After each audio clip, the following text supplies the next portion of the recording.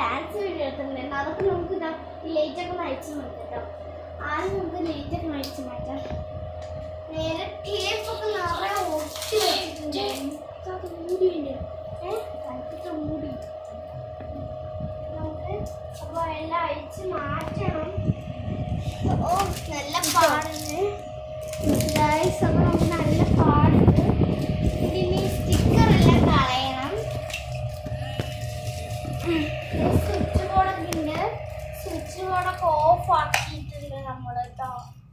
അതിനുശേഷമാണ് നമ്മൾ എല്ലാ പരിപാടിയും കാര്യങ്ങളും ഒക്കെ ചെയ്യുന്നത്.